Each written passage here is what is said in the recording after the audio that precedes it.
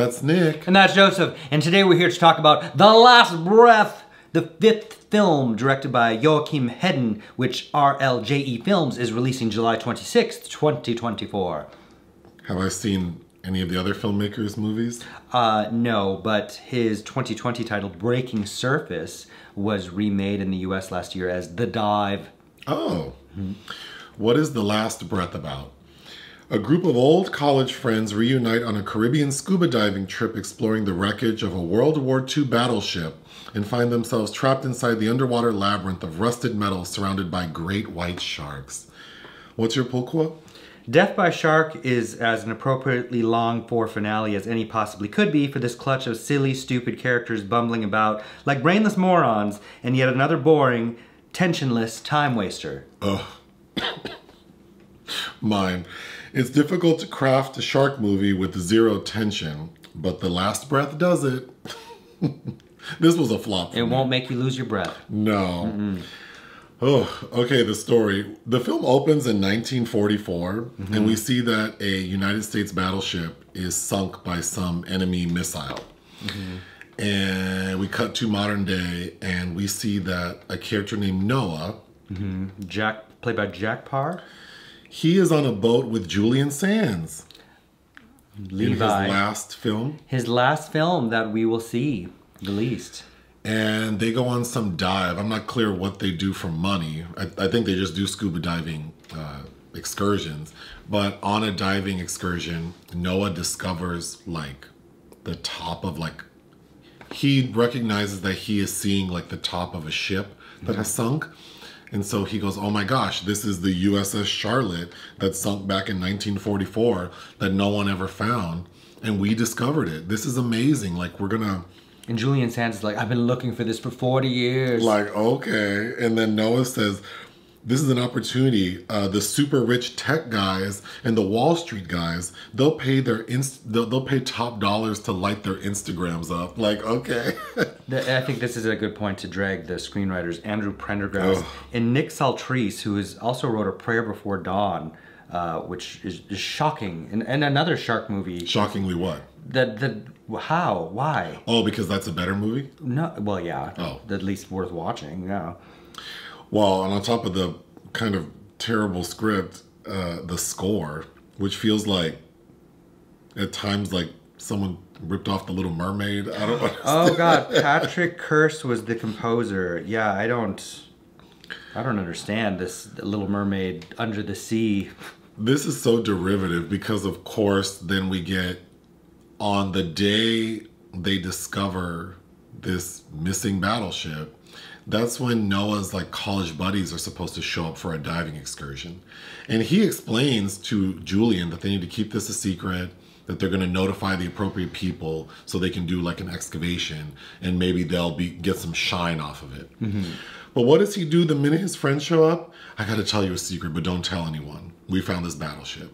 Well, one of his friends, there are 4 people. There is Brett. Alexander Arnold. Who's this rich douchebag. With terrible blonde-dyed hair. He's on my worst hair list for sure. Then we have Riley. Riley, played by Erin Mullen. Who's just there. Then we have Sam. Kim Spearman, who has top billing. And she's a doctor. And then the 4th buddy is this guy named... Logan, played by Arlo Carter. Who was so annoying. Upon entering his first scene, you know he will be the first to die. And he is. And thankfully, he is. But Brett is like, oh, well, that's what I want to do. Take me down there. And then Noah says, no, I can't. He goes, oh, yes, you can. And then he calls Julian Sands over. And Noah's telling him, please don't tell him I told you. And what does Brett do? Oh, your little coworker told me your secret. I'll give you $1,000 to take me down.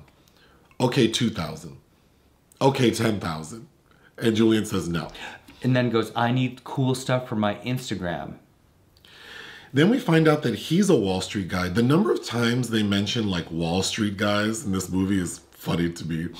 But Noah finds out from Julian that Julian is $36,000 in debt. which he accumulated from borrowing against the boat. And this boat looks so raggedy. I don't know how he borrowed that money off the boat. His accounting / bookkeeping skills also are part of the problem. Oh my God, we get a scene where Julian is looking, like that ubiquitous scene where someone's like sitting at a desk looking at their bills. And Julian is holding 4 $5 bills that he's counting like it's hard to figure out. And then he puts it down. On a notepad. On a notepad, but we see that he writes $40 for the 4 $5 bills. But anyway, after he reveals to Noah that he's in debt $36,000, that night, while they're drinking Brett's, how much does he say that liquor cost? $2,000 bottle of... like scotch or something that they're drinking with Diet Coke. Yeah. Noah tells Brett, if you give me $50,000, we'll go, because my friend is in debt. So they go, and immediately it's a shit show. Logan's being annoying. They all jump in the water, and that's when Noah wants to tell them the rules.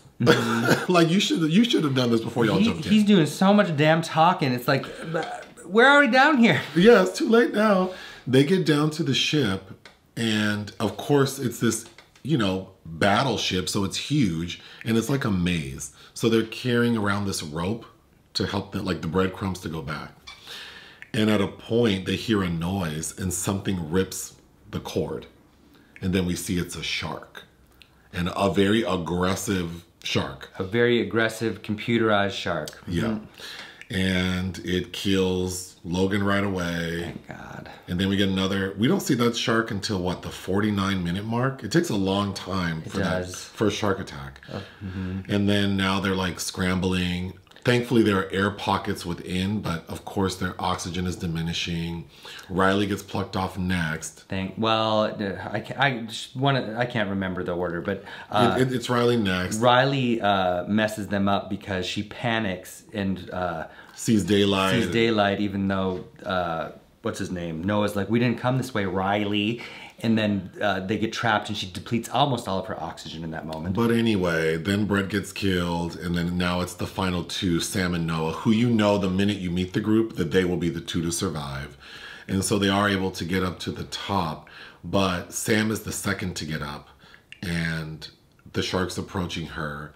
And Julian Sands dives in after he's already seen... The sharks killed Brett. The shark killed Brett, and he sees that Noah's injured because he was bit. He dives in all like it's a friendly little swim, and then that shark snatches up Julian Sands so fast. So then we see that we flash forward at least a year, because now we see that Sam and Noah are on the same raggedy boat, and they have a kid. And they're pulling into like New York City Bay. Yeah, they're outside the Statue of Liberty. Even though they were in the Caribbean. So they took this boat from the Caribbean to New York. This boat looks so rickety. The end. We reviewed a movie with, I think it was Trace Adkins. Maneater. That was a 0.5 because the writing's terrible, the cinematography, CGI, acting, it's all trash. This movie is the same, except that it's a shame because it is put together well. Like, it looks better than Maneater, except for the sharks. But this story is so derivative. I can get on Tubi right now, and there are so many films, especially from Australia, that are all like a group of friends get together for a little diving excursion, and then they get stuck in the water with sharks. But all of those, it's pretty easy to create tension in a shark movie because you need open water, the unknown, the darkness. This film is the opposite. We're in this well-lit, in a few, because it's like I'm sure like an underwater tank they're filming in. So we're always confined to like a room that's well lit. So you can see everywhere. It's small. And then you see the shark constantly going back and forth. So it actually felt kind of safe. And then when they do venture out, they just end up in another room that's well lit and safe underwater. And then when they finally do get into the open water to try to get back up, we're only in that space for like minutes. Because it's the end of the movie. And even those moments don't look like the vastness of the ocean and the mysteries that lie beneath are all missing in this movie. It was a big letdown. I mean, there are a lot of shark like Z-grade shark films released, and this is definitely not one worth remembering at all. Compared to something like No Way Up with Cole Meany with the plane. At least that was like, it had ridiculous moments that kind of made it fun. Sure, or the Black Demon. Yes, well, that was pretty bad. That was pretty bad, yeah. Yeah, this is just missing. There's no fun to it. These obnoxious characters. Why? As soon as all of the characters are introduced, I'm like, the sooner they die, the better. I mean, the only one, Sam was a nice lady. And Noah's a nice guy. Riley had nothing to do but just be there. Ms. Kim Spearman, who looks just like Liana Liberato to me, she has a line, because she's a doctor, and she's explaining how she works. She works, because she's got to fix these people up as they're being maimed by the sharks. How it's not like operating on people with a gut shot wound to the abdomen. And she's like, I work in New York, not the good part. I'm so interested in what this little white girl thinks is not the good part of New York that she works in. But well, I feel like that was awkward because I'm assuming she works in like the ER, and so she sees gunshot wounds like you would in any ER, I'm assuming. In any major city. In any major city. So I just feel like the script is poor. Mm-hmm. But, okay, so when they first arrive to the island for their trip, Sam is greeted by a little girl who's like a panhandler. And this little girl wants $40 for this little shell necklace. And Sam agrees to give her like 20, but then she sees the little girl has an injured finger. And so Sam wants to play doctor. And so she takes off the girl's bandage, sniffs it to see that it's infected or smell that it's infected. And then she takes Brett's water bottle and like pours the water onto the girl's finger and like touches the head of the bottle to her infected finger. And then goes, I'm going to write you, she takes a piece of paper and writes a prescription for like antibiotics. Was that a script pad? No. She says, give your mother this money in note and say, buy this medication. Which I'm sure was like Neosporin, but I thought that was such a crunchy start to show that she's like this altruistic do-gooder. I don't know. But Logan. Seeing these people together is just like, so many movies, even the No Way Up movie. Why are these people friends? Noah seems like a decent guy, and he's handsome too. He reminded me of if you mix Gail Harold and Josh Hart did. Mm-hmm. He's like the complete opposite of Brett, who's such a douchebag. Because all of these people they said they've been out of college for 7 years and we haven't seen you for 2. It's like, well, maybe that's a sign that you've all drifted apart. Why are you getting together right now? And then Logan, I don't know if he's supposed to be gay, but he's acting just so pitiful, like, ugh. Just obnoxious. In the battleship, when they first get in, before things go left, they go through a room that is like the ship, like, medical station. The infirmary? The infirmary. So then they keep going, they get lost, and then they're like swimming for their lives, and Logan is badly injured. The shark bites his leg pretty badly. And thankfully they're in the infirmary, and thankfully there's a doctor there. And what does she do? She finds the appropriate medical tools to attempt to clamp his arteries to stop the bleeding. But she's not successful because he won't stop moving. So she's like, I have to sedate him. Meanwhile, they're running out of oxygen because Noah keeps asking for everyone's tank levels. What does this lady find? She opens up a drawer filled with anesthetic. And she grabs a needle, shows the audience that this anesthetic expired December 1945, draws some of it, and injects him with it. And then he's fine. Yeah. He still ends up dying. But so then he dies. And Brett, the douchebag, says, you know what the shark wants. Let's give it to him. And they're like, what are you saying? And then we cut to them tossing Logan's body out, and the shark eats it immediately. These sharks, because they're like banging on the walls of the ship, and somebody's like, they're looking for blood.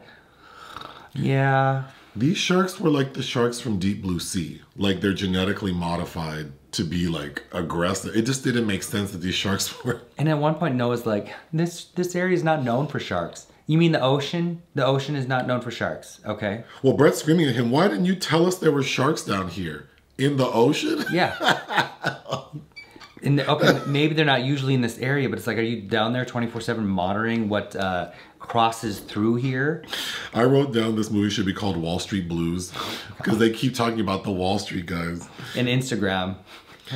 Then at a point, Noah and Brett get trapped, and then Noah tells Brett, well, go swim over there and I'll distract the shark. And so Brett goes into another room, locks the door, doesn't even try to check on his friend. And what does Noah do? Take off his oxygen tank and throw it at the shark. He bounces it so that it causes an explosion, like an explosive propellant with the device. But it's not doing what it, I don't know why he would sacrifice his oxygen, because he doesn't establish oh, I'm going to throw my tank at the shark so you can escape and then I'll grab Logan's tank. No, he just does it, and then we see him sort of think where am I going to get oxygen from? And then he swims and happens to find. I thought they passed by Logan's arm. It just all felt so flimsy. What is the plan here? And also, this movie's only 90 minutes, and this is happening it takes way too long for stuff to start happening. Isn't the tagline something like hell rises to the surface? That is a damn lie. It is a lie. You need to wipe that out of all this marketing materials for this film. The funniest part of the movie to me is that Nick was doing an impression of the shark if it were Dave Chappelle. Do you want to give us a little bit of that? Oh, I'd have to. I feel like that's kind of off the cuff stuff. Well, let me keep going. So then while all this drama is happening in the battleship, Julian is just up in the boat living the good life. And we see him making an omelet, with Little Mermaid music playing under the sea. And then all of a sudden he thinks maybe something's weird.